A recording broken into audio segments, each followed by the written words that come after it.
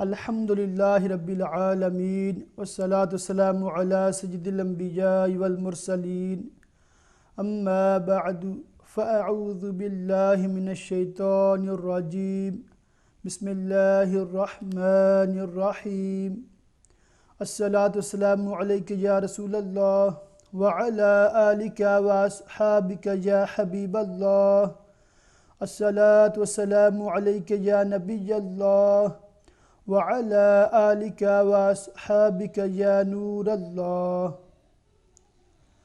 امت چینل کے ناظرین، آپ دیکھ رہے ہیں پروگرام یور کویسچنز آنسرڈ۔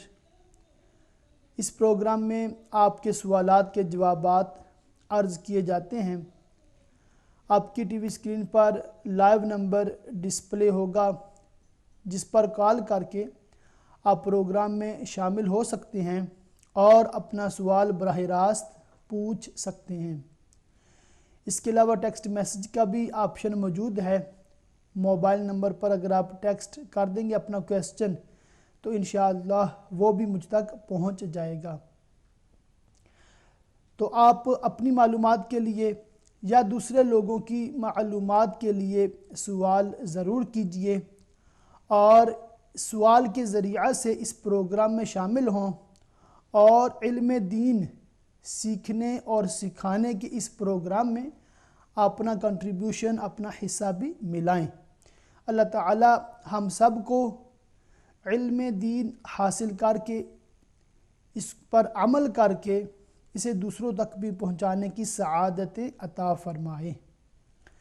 جیسا کہ آپ کو معلوم ہے، الحمدللہ ماہ محترم رمضان المبارک اپنی برکتیں رحمتیں لٹا رہا ہے اور اللہ تعالیٰ کی رحمتیں چھما چھم برس رہی ہیں اور گناہ گاروں کو بخشش کے پروانے جاری کیے جا رہے ہیں۔ بہت ہی بابرکت لمحات ہیں۔ اللہ تعالیٰ ان لمحات کی ہمیں قدر کرنے کی توفیق عطا فرمائے۔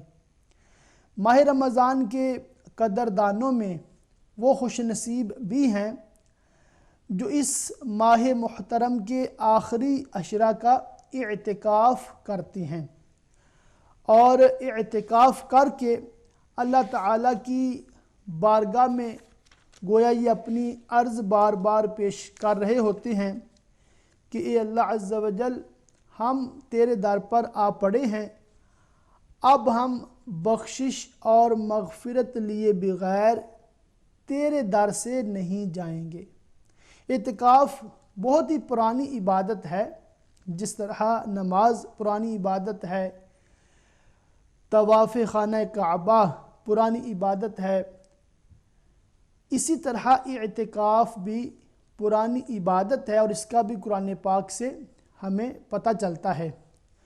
چنانچہ پہلا پارہ سورہ بقرہ کی آیت نمبر 125 میں اللہ عز و جل کا فرمان عالی شان ہے، وَعَهِدْنَا إِلَىٰ إِبْرَاهِيمَ وَإِسْمَاعِيلَ أَن طَهِّرَا بَيْتِيَ لِلطَّائِفِينَ وَالْعَاكِفِينَ وَالرُّكَّعِ السُّجُودِ۔ اور ہم نے تاکید فرمائی ابراہیم اور اسماعیل کو کہ میرا گھر خوب ستھرا کرو طواف والوں اور اعتکاف والوں اور رکوع و سجود والوں کے لیے۔ اس آیت مبارکہ کی تفسیر میں علماء کرام نے یہی فرمایا ہے کہ اعتکاف بھی پرانی عبادت ہے، اس کا بھی ہمیں قرآن پاک سے پتہ چلتا ہے۔ احادیث مبارکہ میں بھی اعتکاف کے فضائل آئے ہیں اور سب سے بڑی فضیلت یہ کہ ہمارے پیارے پیارے آقا مدینے والے مصطفیٰ صلی اللہ تعالی علیہ وآلہ وسلم اس ماہ کے آخری عشرے یعنی کہ رمضان المبارک کے آخری 10 دن جو ہیں ان کا اعتکاف فرمایا کرتے تھے۔ چنانچہ حدیث پاک کے احادیث مبارکہ میں آتا ہے، جیسا کہ صحیح بخاری شریف کی بھی روایت ہے کہ پیارے آقا صلی اللہ تعالی علیہ وآلہ وسلم ایک بار رمضان المبارک میں اعتکاف نہ کر سکے تو شوال المکرم کے آخری عشرہ میں اعتکاف فرمایا۔ اسی طرح صحیح ترمذی شریف کی روایت ہے، ایک مرتبہ سفر کی وجہ سے آپ صلی اللہ تعالی علیہ وآلہ وسلم کا اعتکاف رہ گیا تو اگلے رمضان شریف میں 20 دن کا اعتکاف فرمایا۔ اسی طرح ام المؤمنین حضرت عائشہ صدیقہ طیبہ طاہرہ رضی اللہ تعالیٰ عنہا روایت فرماتی ہیں کہ میرے سرتاج صاحب معراج صلی اللہ تعالی علیہ وآلہ وسلم رمضان المبارک کے آخری عشرہ کا اعتکاف فرمایا کرتے، یہاں تک کہ اللہ تعالیٰ نے آپ صلی اللہ تعالی علیہ وآلہ وسلم کو وفات ظاہری عطا فرمائی۔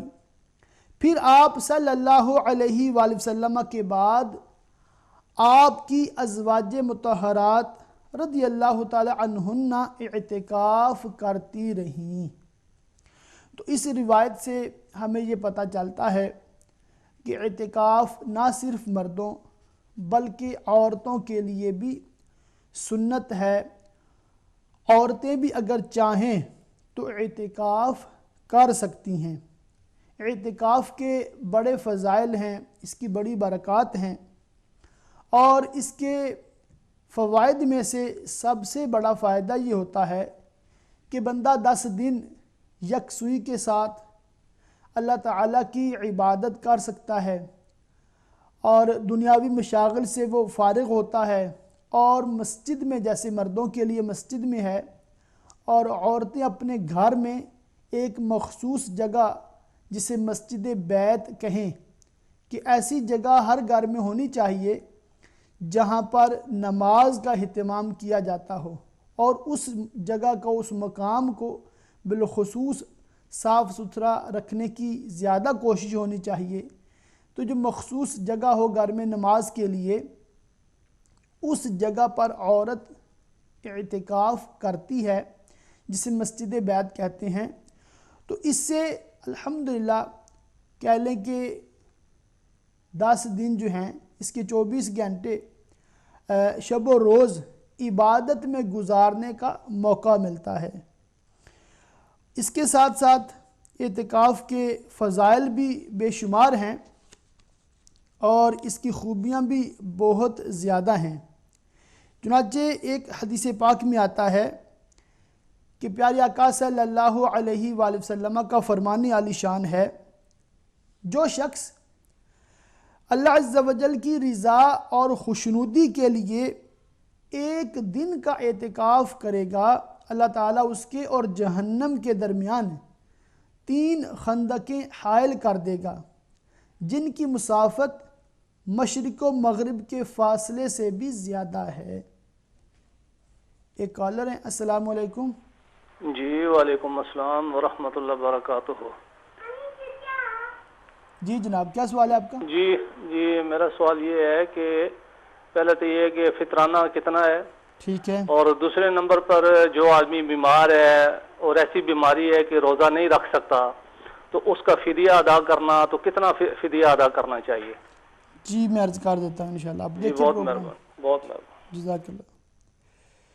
ایک بھائی نے 2 سوال پوچھے ہیں، دونوں سوال بڑے اہم ہیں، اور تمامی ناظرین سے عرض ہے کہ اس کو بغور سماعت فرمائیں، اور آپ کے ذہن میں بھی اگر کوئی سوال ہو کسی بھی ٹاپک کے حوالے سے تو اپنا سوال بھی ضرور آ کر ارشاد فرمائیں، تو انشاءاللہ اس کا بھی جواب عرض کیا جائے گا۔ پہلا سوال یہ ہے کہ صدقہ فطر کی مقدار کیا ہے؟ تو دیکھیں، صدقہ فطر کے بارے میں جو علماء کرام ارشاد فرماتے ہیں، اس کی جو کم از کم مقدار ہے 2 کلو اور 50 گرام، اور بعض کتابوں میں ہے کہ 2 کلو میں سے بھی 80 گرام کم گیہوں یعنی گندم یا اس کا آٹا، یا اس کی جو قیمت ہے بازار میں اس کے حساب سے صدقہ فطر جو ہے وہ ادا کیا جائے۔ اور ہمارے یو کے میں عام طور پر جو مساجد میں بتایا جاتا ہے، ایک اور کالر ہے۔ السلام علیکم۔ وعلیکم السلام حضور، میرا کوشچن ہے صلاۃ التسبیح کے بارے میں۔ جی جی وہ کیوں پڑھی جاتی ہے، اس کی بلیسنگز اور برکت وغیرہ کے بارے میں دسنا، اور نا اس کا طریقہ پڑھنے کا، جی جی اسپیشلی جو دوسری رکعت میں بیٹھتے ہیں نا، جی جی اتحیات پڑھ کر جی درود شریف بھی پڑھنا ہے، دعا بھی کرنی ہے، لیکن سلام نہیں پھیرنا، جی جی اور تیسری رکعت جب شروع کرنی ہے اس میں ثنا پڑھنی ہے یا کہ بسم اللہ سے الحمد شریف سے شروع کرنا ہے؟ جی ثنا سے شروع کرنی ہے۔ ثنا سے شروع کرنی ہے جی جی تیسری رکعت میں، جی جی اور جو دوسری رکعت میں جو اتحیات کے بعد سلام درود شریف پڑھا جاتا ہے۔ درود پاک بھی پڑھنا ہے اور دعا بھی پڑھنی ہے۔ اچھا، اور اس کا جو طریقہ اگر کچھ بتا دیں نا، جی میں عرض کر دیتا ہوں، ٹھیک ہے، مہربانی۔ جزاک اللہ۔ ٹھیک، تو صدقہ فطر کے حوالے سے میں عرض کر رہا تھا کہ جو کم از کم ہے وہ گیہوں کی جو مقدار وہ میں نے عرض کر دی، تو عام طور پر مساجد میں اس کا 3 پاؤنڈ لکھا ہوا ہے کیلنڈرز میں، تو اگر کوئی 2.5 پاؤنڈ بھی دے دیتا ہے یا 2 پاؤنڈ بھی دے دیتا ہے تو جو گیہوں کے اعتبار سے، گندم کے اعتبار سے اس کا بھی صدقہ فطر ادا ہو جائے گا۔ مگر علماء کرام یہ بتاتے ہیں، اور اس میں جو بہتر جو طریقہ ہے جس میں ثواب زیادہ ہے وہ یہ ہے کہ آپ کم از کم مقدار کی بجائے زیادہ سے زیادہ جتنا افورڈ کر سکیں اتنا دیں تو اس میں زیادہ ثواب ہے۔ ایک اور کالر ہے۔ السلام علیکم۔ وعلیکم السلام۔ جی I would like to ask a question on the Tele Live regarding charity. I mean, Yeah, what's your question about charity?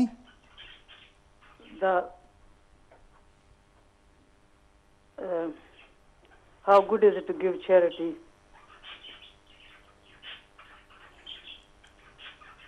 Yeah, so you want to know the blessings of giving charity, the reward for giving charity. Any other question? جی آپ کی آواز clear نہیں تھی، وزنہ clear voice, تو آپ اپنا دوبارہ کال کر لیں تو انشاءاللہ آپ کا جو سوال ہے وہ شامل کر لیا جائے گا۔ تو صدقہ فطر کے بارے میں عرض کر رہا تھا کہ عام طور پر 3 پاؤنڈ لکھا ہے کیلنڈرز میں، تو آپ اس کے حساب سے دے دیں۔ تو صدقہ فطر اس پر واجب ہے جو عید الفطر کی صبح صادق کے وقت صاحب نصاب ہے، اس پر اپنی طرف سے اور اپنے نابالغ بچے اور بچیوں کی طرف سے واجب ہے۔ اس کی بیوی یا اس کی جو بالغ اولاد ہے یا اس کے چھوٹے بہن بھائی یا ماں باپ، ان کی طرف سے اس پر دینا واجب یعنی ضروری نہیں ہے۔ مگر ایک اور کالر ہے۔ السلام علیکم۔ جی السلام علیکم۔ Hello. Hello, Yeah, could I speak here? Could I ask them a question, please? yeah, go on. What's your question? Hello, السلام علیکم۔ جی وعلیکم السلام، سوال پوچھیں آپ۔ جی علامہ صاحب کیسے ہیں آپ؟ جی اللہ کا کرم ہے، الحمدللہ۔ اللہ تعالیٰ آپ سب کو سلامت رکھے، پوری آمین۔ ٹیم کو، اور جو بھی آتے ہیں اور ہماری رہنمائی کرتے ہیں، آمین اللہ تعالیٰ آپ کو جزائے خیر عطا فرمائے۔ آمین۔ جی علامہ صاحب، میرا کوشچن یہ ہے کہ زکوٰۃ کیا صرف سونے کی ہوتی ہے یا پھر ہر چیز کی، کس چیز کی زکوٰۃ جو ہے ہمیں دینی چاہیے؟ ایک میرا یہ کوشچن ہے۔ دوسرا، اگر مطلب جو آپ کے گھر ہے یا کوئی زمین ہے، ہوتا ہے نا پاکستان میں کچھ لوگوں کی زمین ہوتی ہے، کیا اس کی بھی زکوٰۃ ہوتی ہے؟ اگر ہوتی ہے تو کتنی زکوٰۃ ہر چیز کی ہوتی ہے؟ ٹھیک ہے، اس کے علاوہ؟ جی بس یہی آج کا کوشچن ہے۔ جزاک اللہ۔ جی جزاک اللہ پلیز خیر۔ اگر آپ تھوڑا جلدی جواب دے دیجیے کیونکہ میرے جاب پہ جانا ہے تو۔ جی انشاءاللہ میں عرض کر دیتا ہوں، ٹھیک ہے۔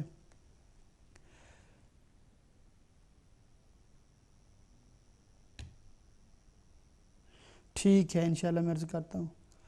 تو میں عرض کر رہا تھا فطرانے کے بارے میں کہ جو مرد جو صاحب نصاب ہے اس پر اپنی طرف سے اور نابالغ اولاد کی طرف سے فطرہ واجب ہوتا ہے، اور اگر وہ اپنی بیوی کی طرف سے اور بالغ اولاد کی طرف سے یا ماں باپ یا بہن بھائیوں کی طرف سے بھی ادا کرتا ہے، یا کسی اور دوست کی طرف سے فدیہ فطرانہ جو وہ ادا کر دیتا ہے، صدقہ فطر ادا کر دیتا ہے، تو پھر بھی اس کی طرف سے ادا ہو جائے گا۔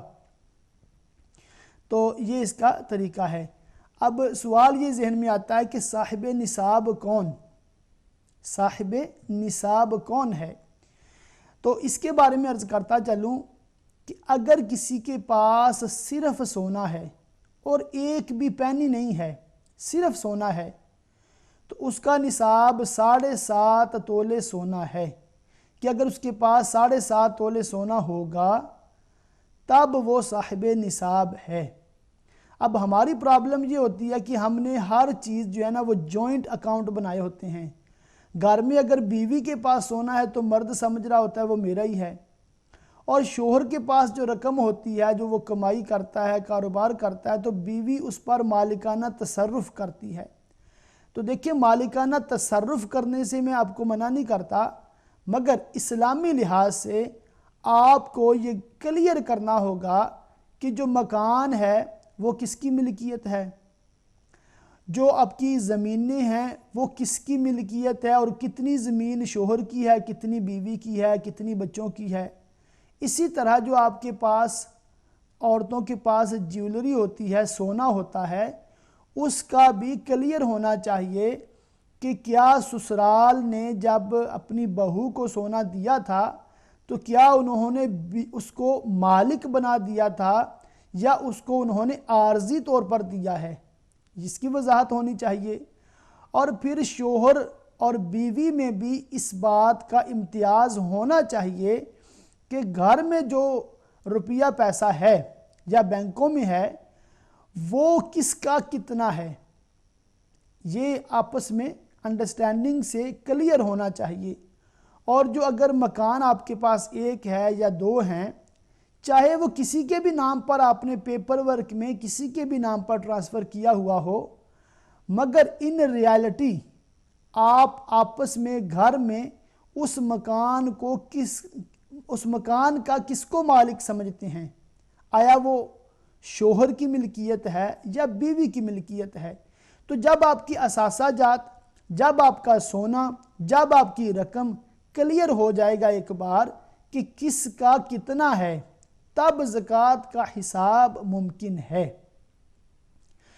تو عام طور پر جیسے ہوتا ہے سونا بیوی کی ملکیت ہوتا ہے عام طور پر، تو 7.5 تولے سونا پورا ہو جائے تب اس پر نصاب پورا ہوتا ہے سونے کے اعتبار سے، اور اگر سال اس پر گزر جائے تو پھر زکوٰۃ واجب ہوتی ہے۔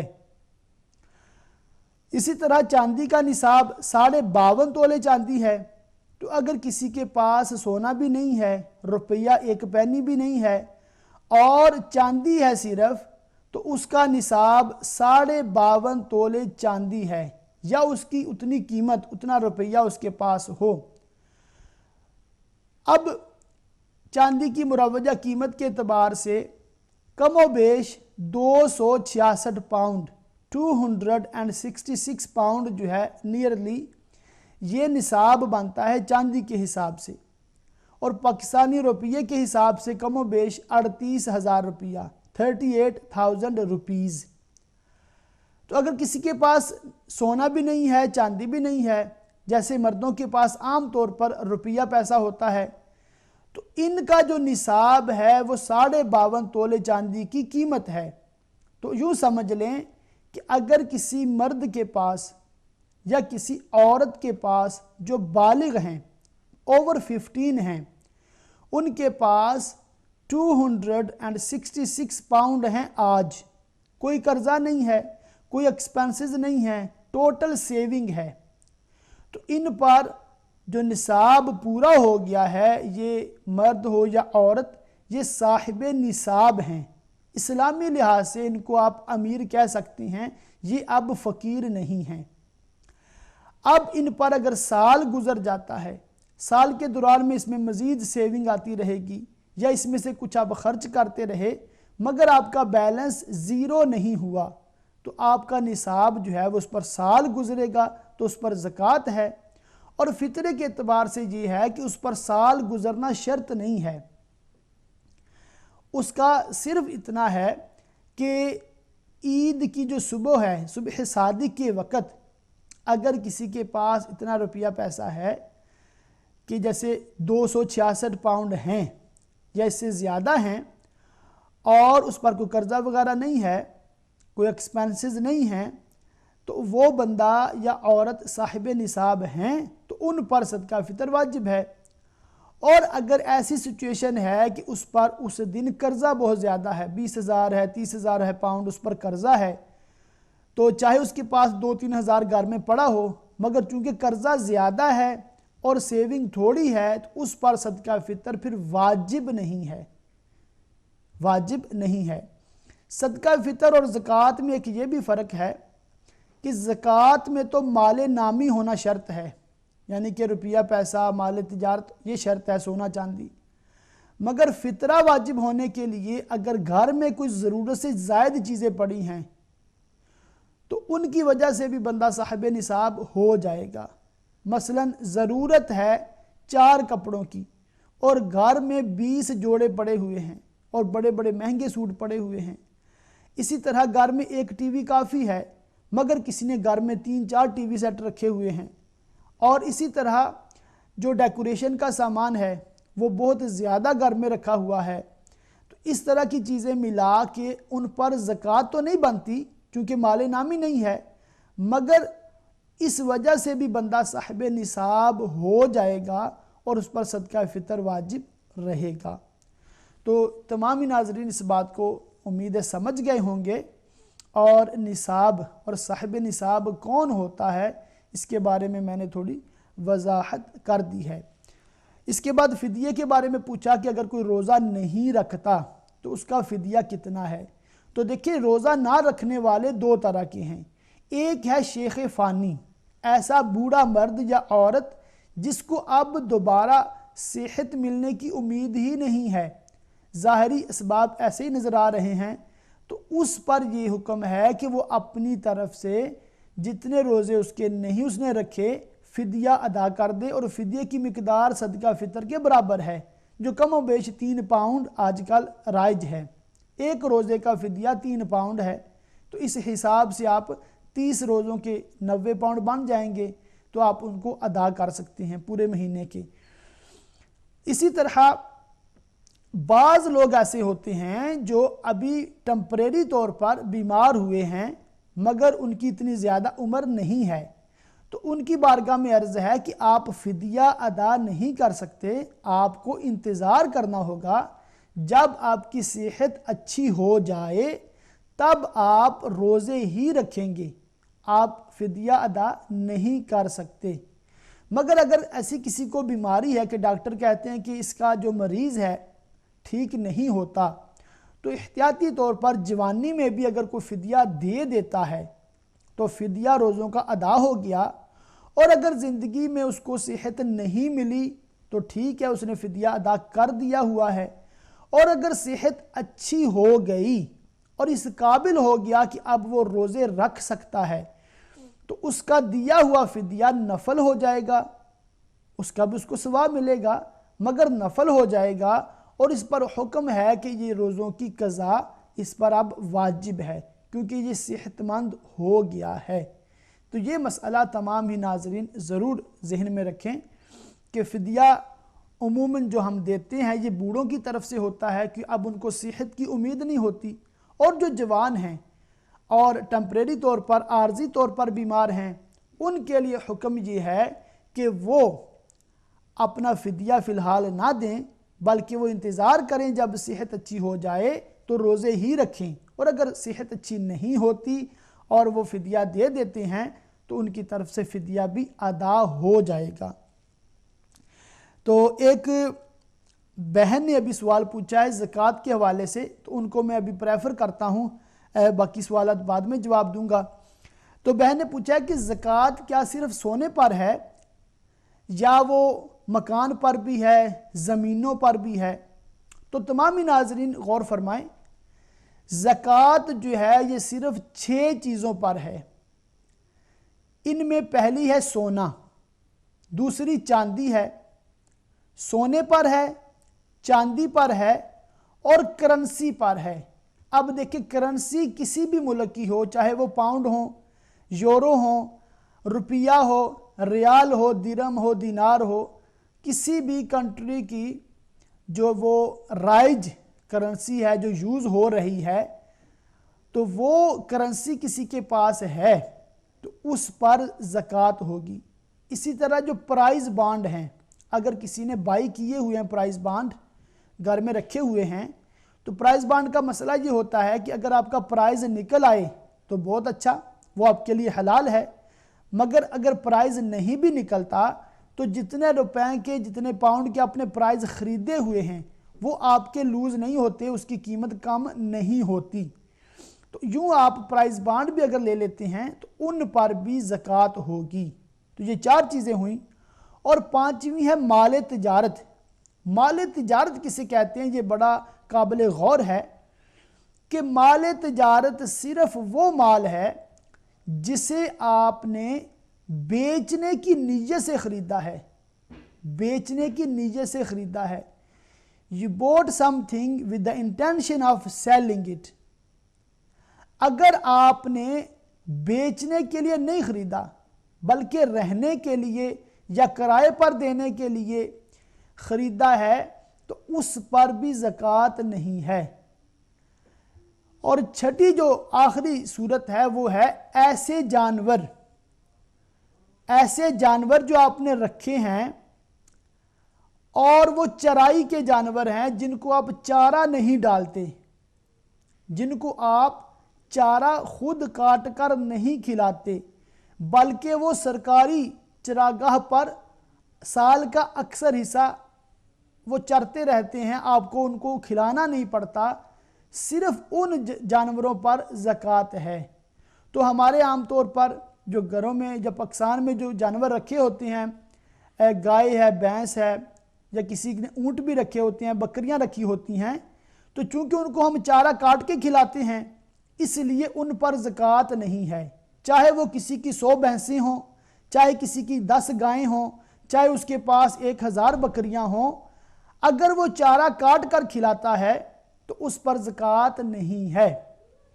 اب یہاں سے یہ مسئلہ آپ سمجھ لیں کہ جو آپ نے مکان خریدا ہے اپنی رہائش کے لیے اس پر زکوٰۃ نہیں ہے، اور اگر کسی نے 10، 12، 20 مکان خریدے ہیں اور خریدے اس نیت سے ہیں کہ ان کو کرائے پر لگائے گا، یا ویسے خرید کے رکھ لیے ہیں، جب تو اب جو ہے یہ ایکسٹرا اس کے پاس 10-20 مکان ہیں یا 1-2 مکان ہیں جو اس نے ایکسٹرا لے کے رکھ لیے ہیں، بیچنے کی نیت نہیں ہے، یا اس نے کرائے پر دینے کے لیے رکھ لیے ہیں، تو ان مکانوں پر کوئی زکوٰۃ نہیں ہے۔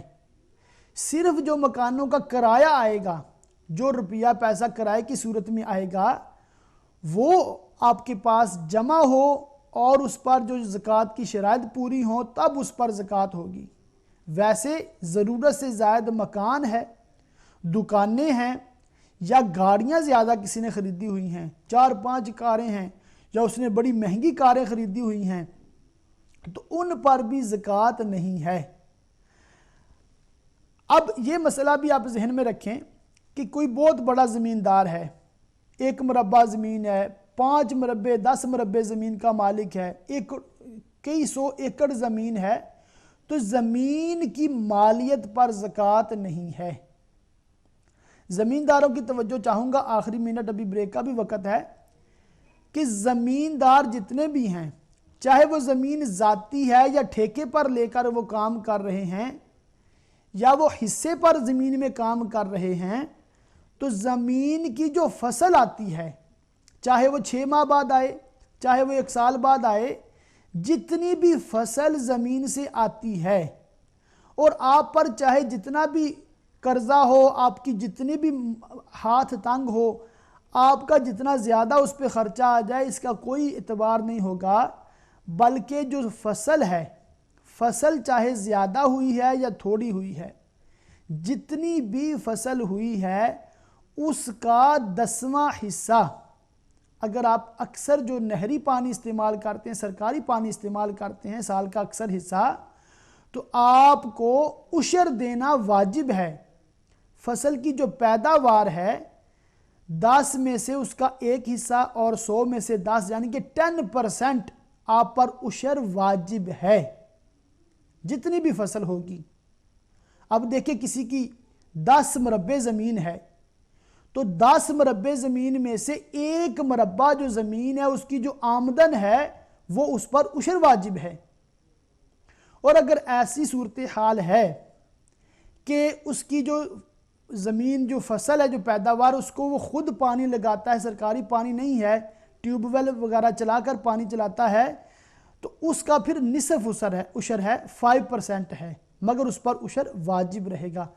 تو بہن نے جو سوال پوچھا تھا زکوٰۃ کن کن چیزوں پر ہے، تو میں نے عرض کیا تھا سونے پر، چاندی پر، کرنسی، اس میں کسی بھی ملک کی کرنسی ہو، روپیہ ہو، پاؤنڈ ہو، درہم ہو، پرائز بانڈ پر، مال تجارت پر، ایسی چیزیں جو بیچنے کے لیے خریدی ہیں وہ مال تجارت کہلاتی ہیں۔ اور اسی طرح سائمہ، چرائی کے جانور، ایسے جانور جو سال کا اکثر حصہ سرکاری چراگاہ پر چرتے ہوں، جن کو چارہ کاٹ کر کھلانا نہیں پڑتا، تو صرف ان جانوروں پر جو زکوٰۃ ہوتی ہے۔ تو مال تجارت کے حوالے سے ایک اور وضاحت کر دوں۔ ایک اور کالر ہے، السلام علیکم۔ وعلیکم السلام ورحمۃ اللہ وبرکاتہ۔ علامہ صاحب خیریت سے؟ جی اللہ پاک کا احسان میں ہے۔ مسز بیدا ٹوکن ٹریک سے بول رہی ہوں۔ جی آپ کا کیا حال ہے؟ روزے کیسے جا رہے ہیں؟ جی الحمدللہ بہت اچھا موسم بھی ہے اور روزوں کا الحمدللہ پتہ ہی نہیں چل رہا۔ جی ماشاءاللہ تقریباً چلے گئے، قسمت سے واپس آئیں گے۔ اللہ تعالیٰ سب کے روزے قبول کرے۔ آمین۔ اور آپ جیسے اپن رہنمائی کرتے ہیں، آپ کا سننا بتانا ہونا سننا قبول کرے اور ہمیں عمل کرنے کی توفیق دے۔ میں ساری امت کے لیے دعا کرتی ہوں، آپ کے لیے بھی دعا کرتی ہوں۔ میرا کوشچن یہ ہے، صحابہ کہف کون سی امت میں ہوئے اور وہ کتنے سو سال اس غار میں بند رہے ہیں اور وہ کتنے افراد تھے؟ اس کے لیے تھوڑی سی میری یہ 15 سپارے میں ان کا ذکر آتا ہے، جی جی تو تھوڑی سی اس میں میری رہنمائی کیجیے، دعاؤں میں یاد رکھیے، جو بیمار ہیں ان کے لیے دعائی شفا، اور جو دنیا سے چلے گئے میرے والدین سمیت اور ساری مومنین کے لیے دعائی مغفرت کیجیے۔ ہے بھی یہ مغفرت کا عشرہ ہے۔ اللہ تعالیٰ ہم سب کے گناہ معاف کرے اور آئندہ بچنے کی ہمیں توفیق دے۔ السلام علیکم ورحمۃ اللہ وبرکاتہ۔ جزاک اللہ خیر۔ جزاک اللہ، وعلیکم السلام۔ تو میں عرض کر رہا تھا کہ مال تجارت کسے کہتے ہیں؟ مال تجارت وہی ہے جو بیچنے کی نیت سے خریدا ہے۔ اب دیکھیں کہ کسی کی شاپ ہے، شاپ میں جتنا سامان اس نے رکھا ہوتا ہے وہ عام طور پر بیچنے کے نیت سے رکھا ہوتا ہے، تو اس کی ایک اور کالر ہے، السلام علیکم۔ وعلیکم السلام۔ جی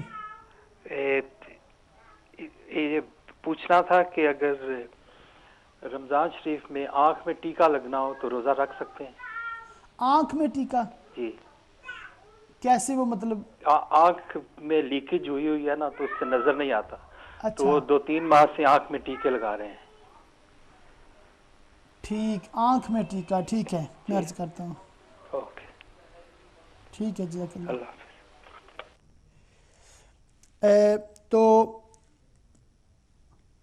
مال تجارت میں وضاحت یہ کرنا چاہتا تھا کہ آپ نے شاپ بنائی ہے، اب شاپ چاہے چھوٹی ہے یا بہت بڑی ہے، کسی کی کیش اینڈ کیری ہے یا کسی کا بہت بڑا ویئر ہاؤس ہے جس میں اس نے چیزیں رکھی ہوئی ہیں بیچنے کے لیے، اب بعض اوقات ان کی قیمت لاکھوں کروڑوں میں چلی جاتی ہے، تو جتنا بھی مال تجارت ہے سب پر زکوٰۃ ہے۔ ایک اور کالر ہے، السلام علیکم۔ السلام علیکم ورحمۃ اللہ وبرکاتہ۔ جی وعلیکم السلام۔ رمضان مبارک آپ کا۔ خیر مبارک، آپ کو مبارک ہو۔ میں نے پوچھنا تھا، کچھ سوال ہے۔ جی جی۔ ایک تو یہ جو यहाँ के स्टूडेंट होते हैं, इनको लोन वगैरह मिलता है ना गवर्नमेंट से, और ये जो यूनिवर्सिटी में जाते हैं तो स्टूडेंट फाइनेंस उसको कहते हैं। हाँ जी, हाँ जी। और इनके ऊपर क्या ये फिर आहिस्ता आहिस्ता ये थोड़ा थोड़ा इनको पे करना पड़ता है ना, जब जॉब करते हैं तो। जी, तो इनके ऊपर भी ज़कात होती है। ठीक है, उसके अलावा और एक अगर किसी को मतलब पीरियड्स आए तो ज़रा थोड़ा सा लगे पहले शुरू में, यानी कि डेट हो गई हो लेकिन फिर बीच में थोड़ा कुछ दिन बीच में रुक जाए, जी, 2-3 दिन, ये रोज़ों के बाद मतलब रोज़ों की बात है, तो फिर से शुरू हो जाए तो उसका रोज़ों का क्या हिसाब होगा? तो क्या उस दौरान रोज़े रखे थे? शुरू में मतलब रखे थे ना पहले, फिर उसके बाद इस अयाम आ गए तो उसका मतलब फिर छोड़ दिया। जी। तो फिर बीच में 2-3 दिन फिर बंद हो गया, पर नहीं रखे फिर। तो ये जो मखसूस अयाम थे ये 2 दिन के बाद बंद हुए हैं या 3 दिन के बाद? 3 दिन को बहुत नहीं आया कि मतलब पूरे नहीं हुए थे ना, मतलब जब शुरू हुए थे तो 3 दिन अभी पूरे नहीं हुए थे तो स्टॉप हो गए थे। हाँ जी, फिर शुरू हो गया फिर 3 दिन के बाद। और ये जो शुरू हुए थे जो आदत के मुताबिक नहीं थे? हाँ जी, ठीक है, आदत के मुताबिक नहीं, फिर 3 दिन के बाद फिर शुरू हो गया था। फिर जब शुरू हुए हैं 3 दिन के बाद तो फिर कितने दिन जारी रहे? अभी हैं। ठीक है, मैं अर्ज कर देता हूँ। ठीक है, नो प्रॉब्लम। ठीक है जी, जज़ाकल्लाह, आपने कॉल की है। इसके अलावा कोई क्वेश्चन? शायद कॉल ड्रॉप हो गई है।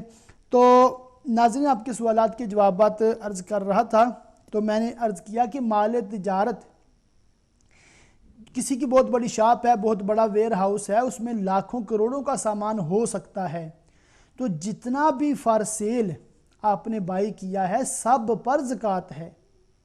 हाँ, जो आपकी शॉप में काउंटर है, जो आपकी यूज़ के लिए लैपटॉप वगैरह रखे हुए हैं, या आपने शेल्फें लगवाई हैं या उसमें लाइटें लगवाई हैं, जो शॉप की कीमत है, जो आपने शॉप अगर बाई कर ली है, प्रॉपर्टी बाई कर ली है, तो इन पर ज़कात नहीं है। एक और कॉलर है। अस्सलाम वालेकुम रहमतुल्लाह। वालेकुम अस्सलाम रहमतुल्लाह। जी, अल्लाह साहब खैर से? जी, अल्लाह पाक का करम है, अल्हम्दुलिल्लाह। जी अल्हम्दुलिल्लाह। दूसरा अशरा अल्हम्दुलिल्लाह बस गुजरने वाला है, वो भी अल्लाह ताला ये सलामती के साथ ये भी हमारा गुजार दे। अल्लाह ताला हमारे रमज़ान को कबूल फरमाए, आमीन। और जो दुनिया से चले गए उनकी मग़फ़िरत के लिए दुआ फरमाए। जी, एक छोटा सा सवाल है। अभी आप फरमा रहे थे जो जमीनें वगैरह है जो उनसे फसल वगैरह आती है, तो उनके ऊपर 10% है। जी, तो क्योंकि जो गरीब लोग होते हैं उनकी उतनी ही होती है कि इतनी आनी है, फसल इतनी आनी है या इतनी नहीं आई, जितनी भी आई है, राइट, सबके ऊपर है। मगर जो वो अपने खाने के लिए रखते हैं, क्योंकि उनके पास वो ही होता है कि उन्होंने अपने बच्चों के लिए पूरा साल के लिए रखनी है चीज, कि वो खाने के लिए, बच्चों के लिए आटा वगैरह बनाना है, तो वो जो खाने के लिए रखते हैं उनके ऊपर भी होगा, जहाँ के टोटल पर सब पर ही होगा?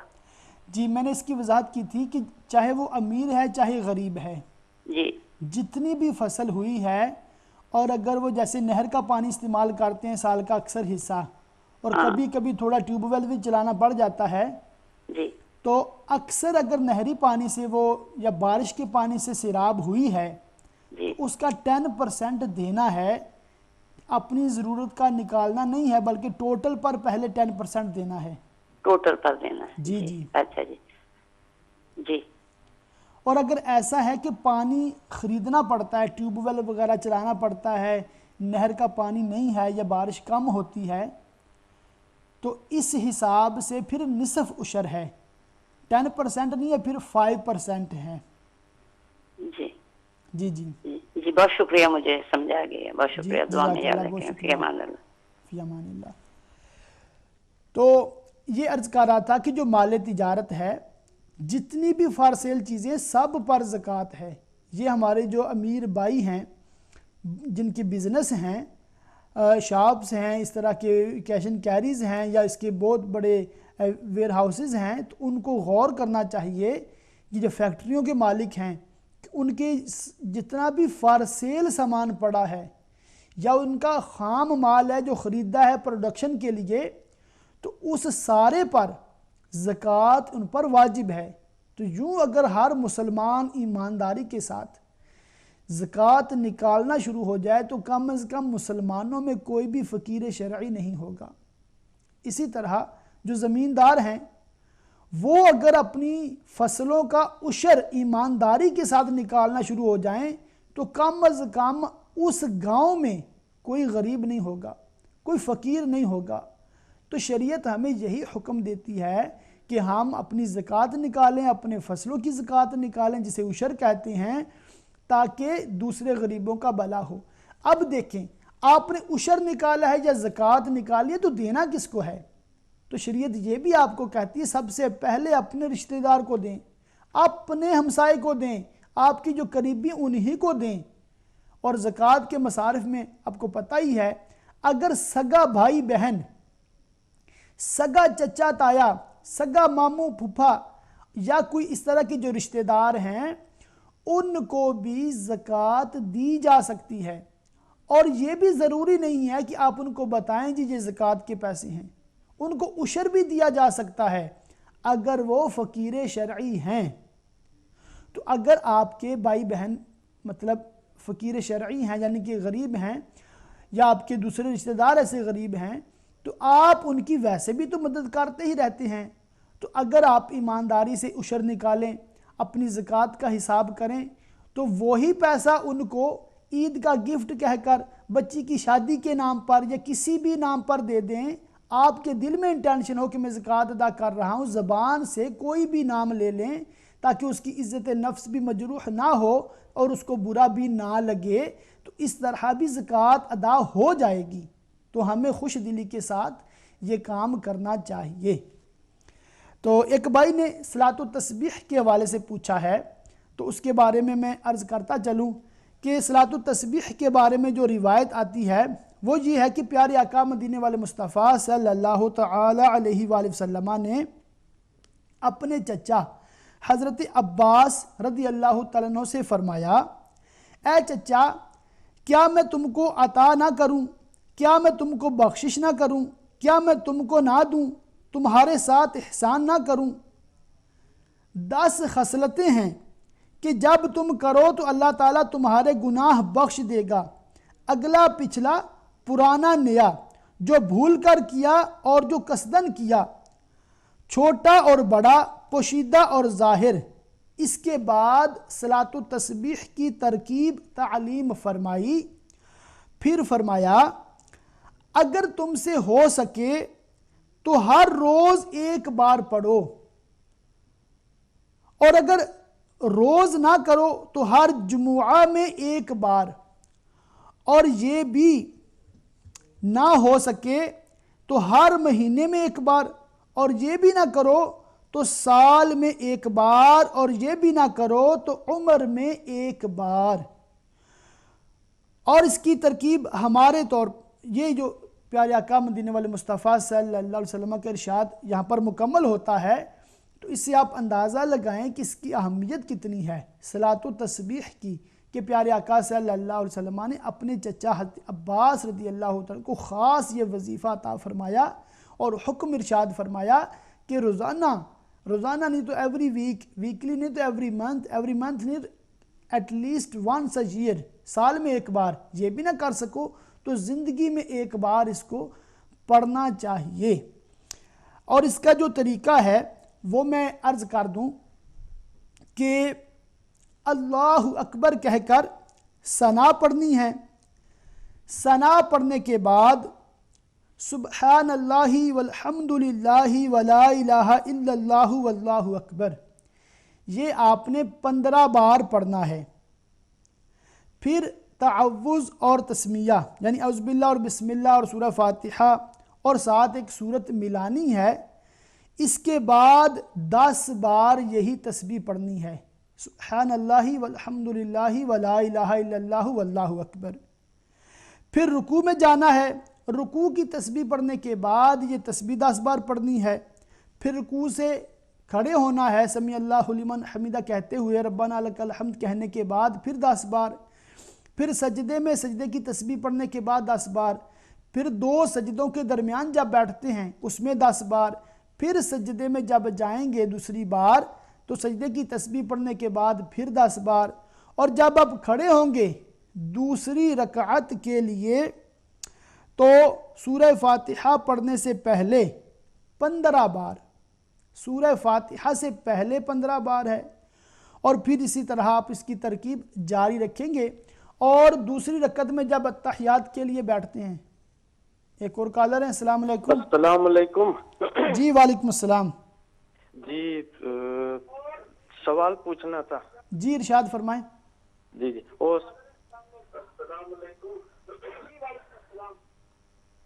جی ٹی وی کی آواز اگر کم کر لیں۔ جی اچھا، السلام علیکم جناب، میرا آپ کا پروگرام بہت اچھا ہے ماشاء اللہ۔ تو میرا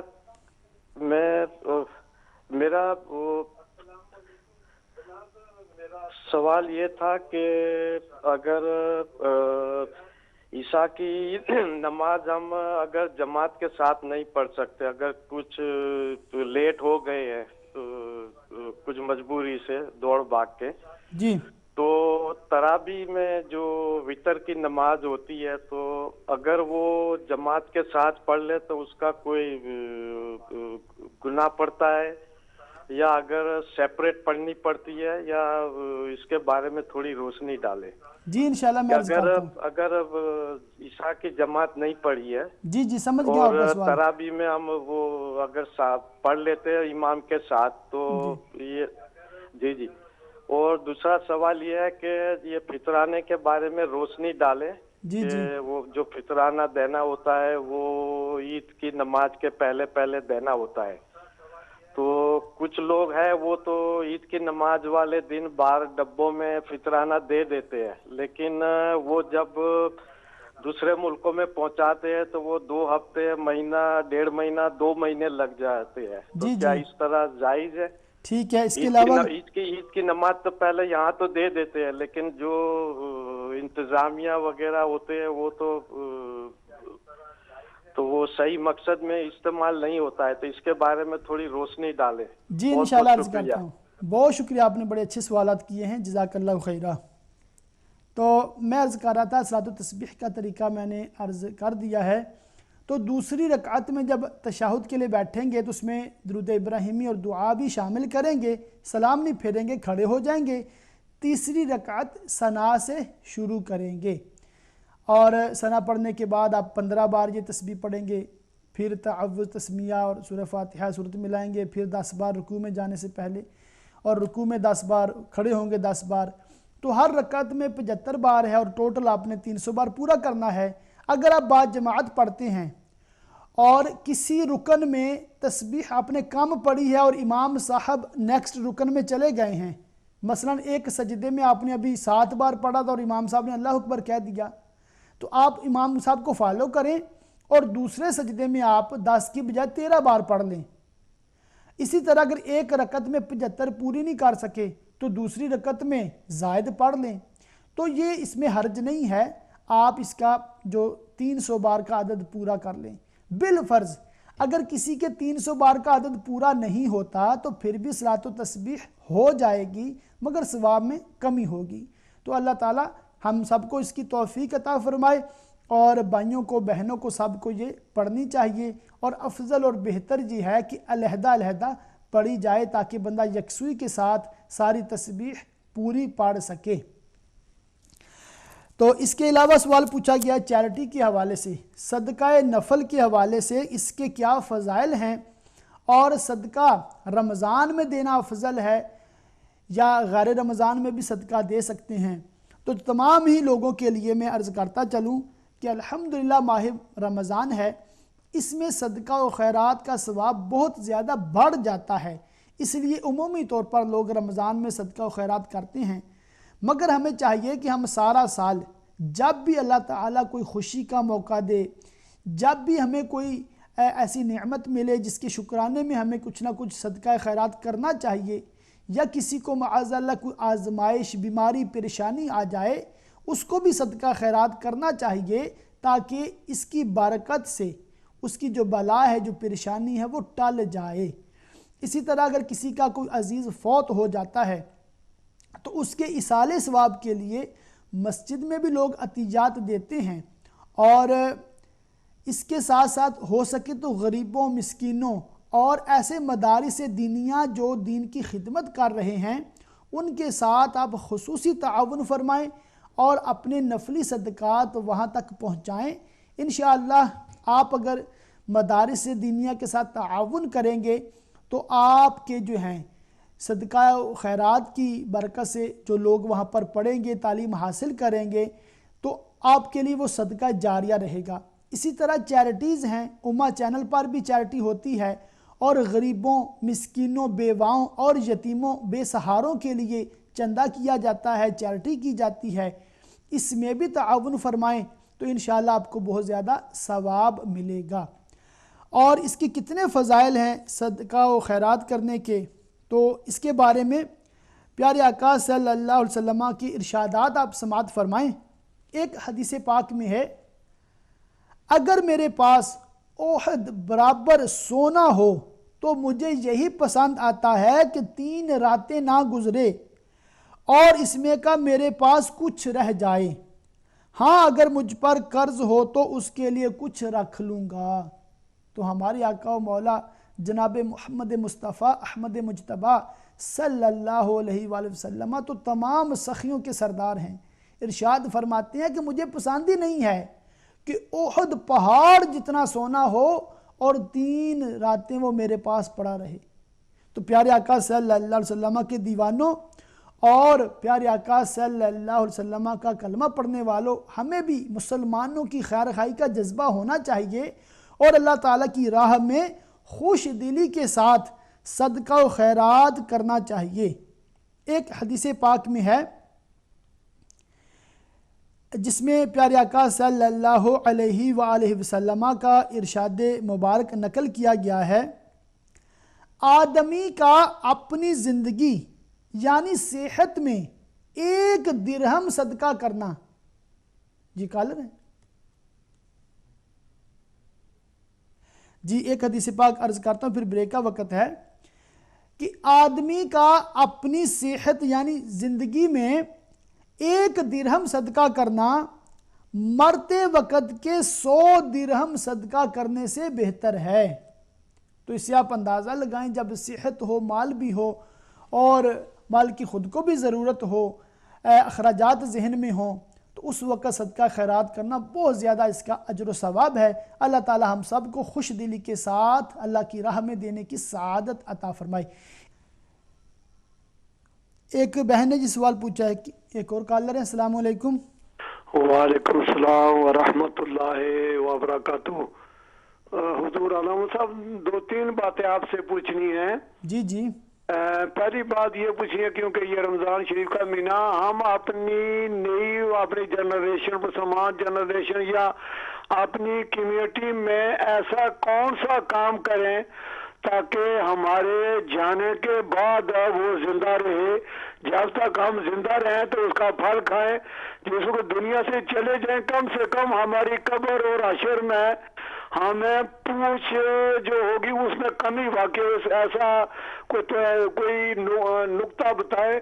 اور دوسری آپ سے یہ بات پوچھنی ہے کہ حضرت بہاؤالدین زکریا ملتانی جی جی رحمت اللہ تعالیٰ علیہ وہ ارشاد فرماتے ہیں کہ جس آدمی کو سانپوں کا منتر یعنی سانپوں کا دفاع کرنا آتا ہو وہ سانپوں کو رکھے، جس کو دفاع کرنا یا اس کا منتر نہ آتا وہ نہ رکھے۔ اس سے وہ کیا مراد لیتے ہیں، کیونکہ بہت بڑے سکالر ہیں، ان کی یہ کہ اس سے کیا مراد ہے۔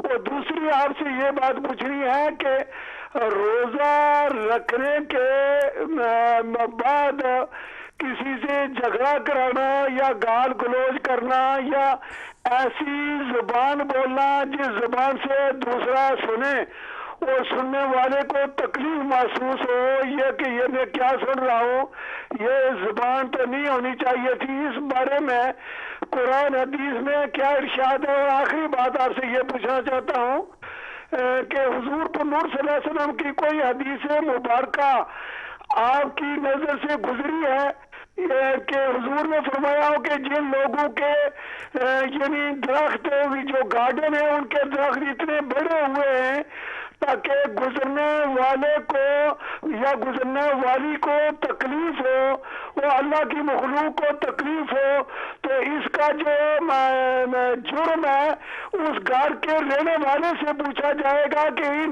ان جانے والوں کو آپ کی وجہ سے تکلیف کیوں ہوئی اور درخت کیوں بڑھائے گئے تاکہ گزرنے والوں کو اتنی تکلیف ہوئی ہے.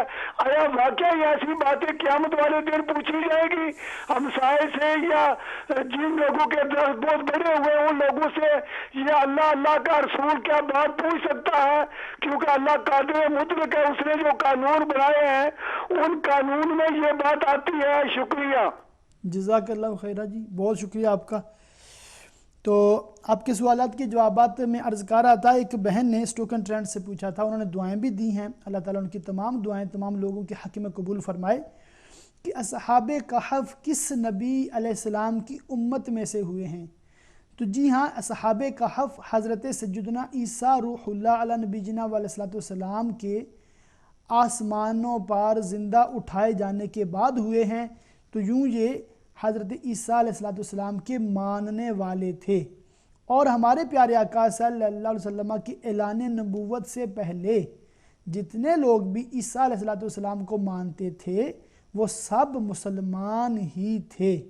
جنہوں نے پیارے آقا صلی اللہ علیہ وسلم کی نبوت رسالت کا انکار کیا پھر وہ کافر ہو گئے. جی ایک کالر ہیں, السلام علیکم. وعلیکم السلام. میں یوسف برمنگھم لوسو سے بولی نا, ہمارے چند سوال ہے. جی جی. ہمارا پہلا سوال یہ ہے, نیکی کسے کرنی روزیاں کچھ بندے کھانا دینا کتنا ثواب ہے؟ جی جی. تو دوسرا میرا سوال یہ ہے وہی کس طریقے نال زکوٰۃ کو سپر فرض مرد پر ہونی, جنہیں ہمارے کو کار ہے ہمارا کونسل نہ ہمارے پر زکوٰۃ ہے یا نہیں, یا کس طریقے نال دینی چاہیے. ہماری وائف نے 2 منتھ تھیاں وہ تو دیسی ہمارے پتہ نہیں نہ جاکر میں اس بارے میں کوئی نہیں پتہ ہے ڈیٹیل بیان. تو سانے کوئی سیونگ ہے, کوئی روپیہ پیسہ کوئی تھوڑے آتے میں اتنا نہیں سیونگ ہے.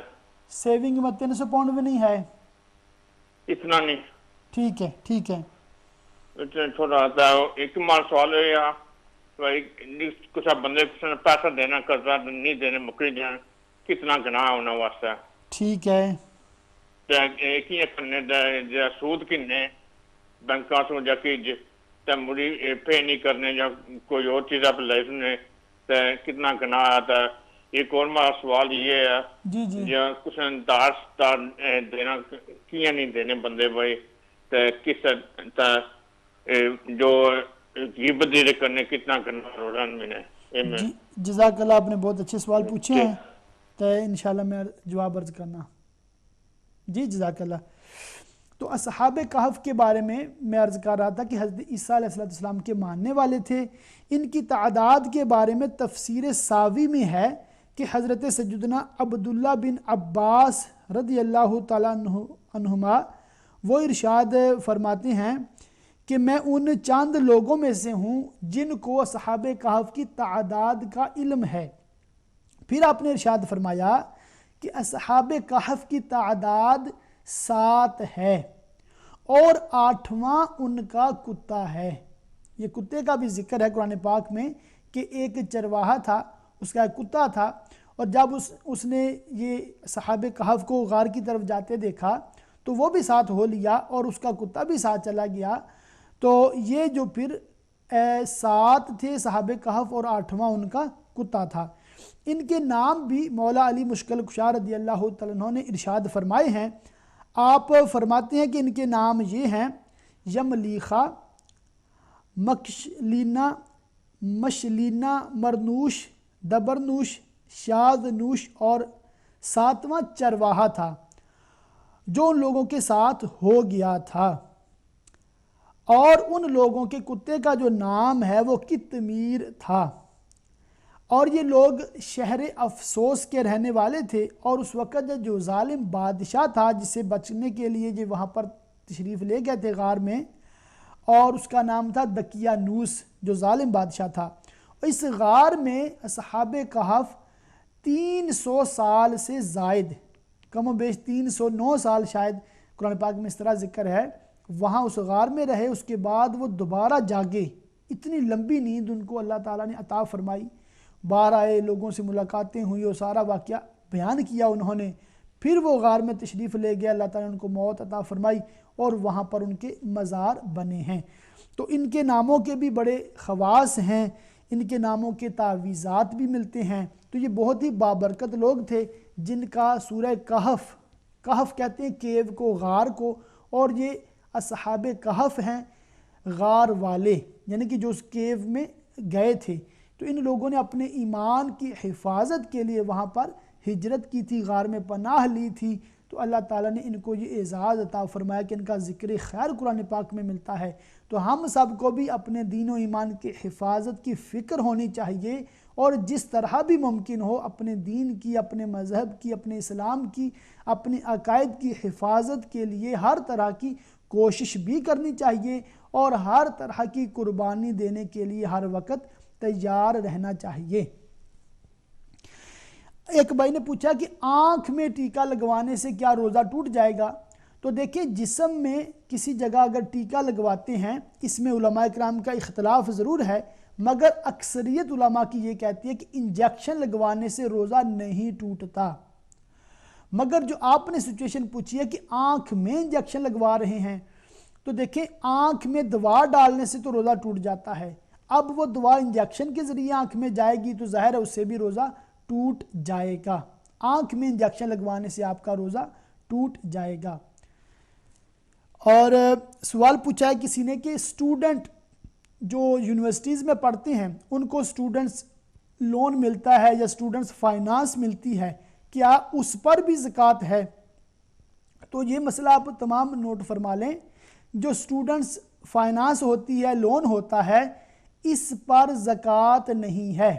اس کی ریزن یہ ہے کہ وہ آپ کو گفٹ نہیں ملا، آپ کو وہ قرض دیا گیا ہے گورنمنٹ کی طرف سے، اور اس کی جو ادائیگی ہے وہ بھی بڑی آسان رکھی گئی ہے کہ جب آپ یونیورسٹی سے فارغ ہو جائیں گے اور آپ 21,000 پاؤنڈ سے اوور جب کمائیں گے، تو جتنا اوور کمائیں گے 21,000 سے، اس کا کچھ خاص پرسنٹیج ہے، وہ اتنا پھر ایوری منتھ آپ کی ویجز میں سے مائنس ہوتا رہے گا. تو اگر آپ کو جاب نہیں ملتی تو کچھ بھی آپ نے پے بیک نہیں کرنا، اور اگر آپ لیس دین 21,000 کماتے ہیں تو پھر بھی کچھ پے بیک نہیں کرنا، اور اگر 21,000 سے اوور آپ کماتے ہیں تو تب جا کے آپ کو کچھ خاص پرسنٹیج ہے، وہ آپ نے شاید 9% ہے. تو 400 پاؤنڈ اگر کوئی کماتا ہے، تو ایک معلومات ہے میری، 400 پاؤنڈ کو کماتا ہے تو تقریباً 36 پاؤنڈ اس کو ایوری منتھ دینے پڑتے ہیں. تو یہ جو قرض آپ کو ملا ہے اس پر زکوٰۃ آپ نہیں دیں گے. ٹھیک ہے، کوئی بھی قرض آپ نے کسی سے لیا ہے، وہ آپ پر قرض ہے، لون ہے، آپ پر زکوٰۃ نہیں ہے. جو شخص قرض دیتا ہے. ایک اور کالر ہے. السلام علیکم. وعلیکم السلام. سر میں ایک دو سوال نہیں یاد ہے. جی جی. زکوٰۃ نے بارے میں کیا پتا 300 تو وین زیادہ ہے، مینی خاص پتہ زکوٰۃ دینے پہ نہیں جانی ہے. ایک سوال اور ہے جو عمرہ کس طریقے نال کرنا چاہیے، کس عمر میں جو بچے جاتے ہیں، کیا انہوں پر فرض ہے یا نہیں، جنہیں ماں باپ نہ جاتے، مثلا کوئی بچی چھوڑ جاتا ہے یا کوئی نکے بچے کسا کو چھوڑ ہی نہیں سکنے، تو انہیں کھوڑا لیٹر انہوں نے فرض بن جانا عمرہ کرنا جا تکو پروگرام انشاءاللہ. میں ٹائم تھوڑا انشاءاللہ میں جی ایک آخری سوال کرنا چاہنا. جی جی. ایک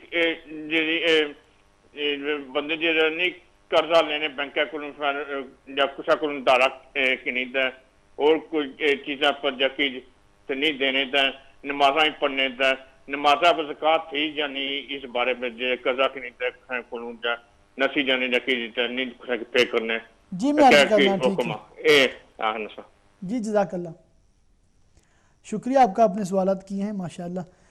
तो मैं अर्ज़ कर रहा था कि आपने कर्ज़ किसी से भी लिया है, आप पर ज़कात नहीं है, जिसने कर्ज़ दिया है उस पर ज़कात होगी। अगर उसकी वो शराइत पूरी हो जाएं तो वो फिर ज़कात देगा, जो उसने कर्ज़ा दिया हुआ है लोगों को उस पर भी ज़कात देगा। मगर इसकी जो पेमेंट है उसकी मुख्तलिफ़ सूरतें हैं, वो अभी सवाल नहीं है तो इस पर ज़्यादा तफसील की हाजत नहीं है। तो एक बहन ने पूछा था कि अगर औरत के मखसूस अय्याम शुरू हो जाएं तो रोज़े का क्या मसला है।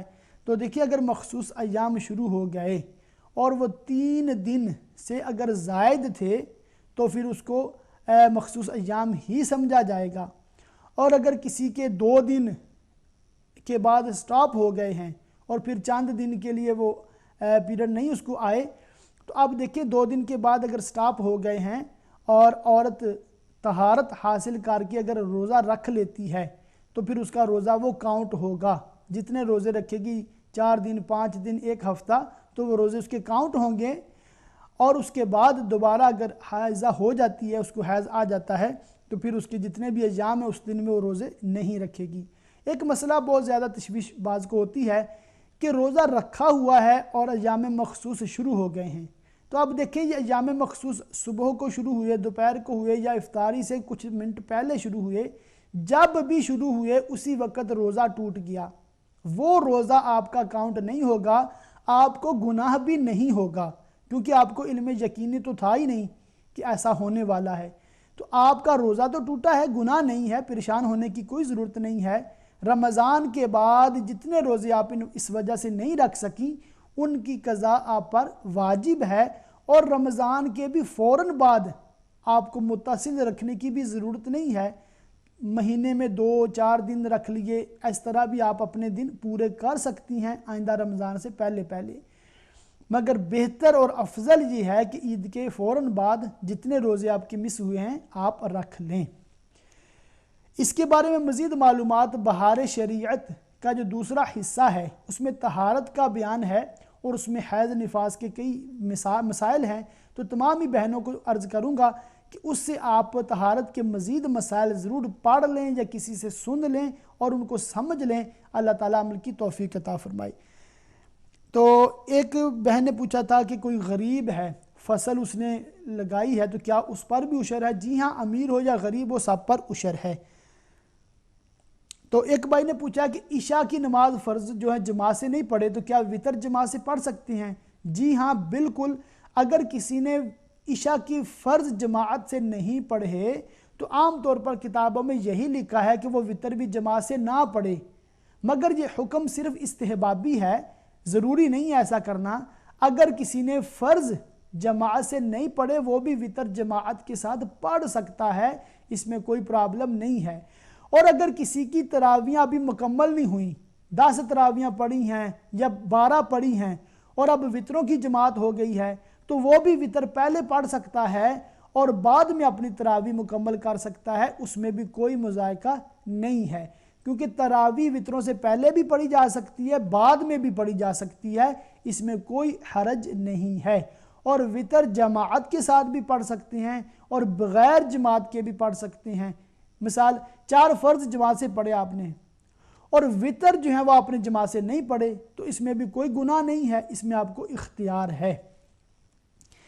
फितराने के बारे में पूछा है कि क्या फितराना जैसे हम यहाँ पर जमा कराते हैं ईद से पहले, मगर वो पाकिस्तान में देर से पहुँचता है, तो इसमें कोई प्रॉब्लम नहीं है। ज़ाहिर है वो मस्जिद कमेटी है, जो इंतज़ामिया है, उन्होंने पैसे इकट्ठे करने होते हैं, फिर गरीबों तक पहुँचाने होते हैं, इसमें टाइम लग जाता है, बाज़ औक़ात ताख़ीर उनको भी नहीं करनी चाहिए, मगर कोई गुनाह नहीं है। फितराना जब भी देंगे, जब भी फ़कीर शरई को पहुँचेगा अदा हो जाएगा, ये क़ज़ा नहीं होता।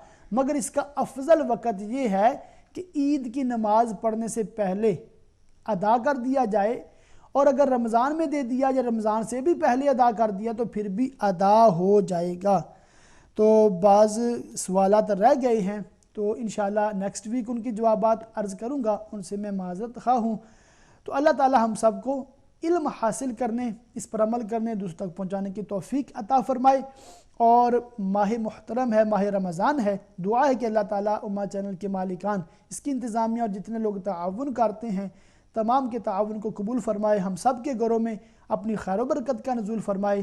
جس مسلمان کے دل میں جو بھی نیک جائز تمنا آرزو ہے پیارے آقا صلی اللہ علیہ وسلم کے صدقے طفیل پوری فرمائے، آمین بجاہ النبی الامین وصلی اللہ تعالی علیہ وآلہ وسلم۔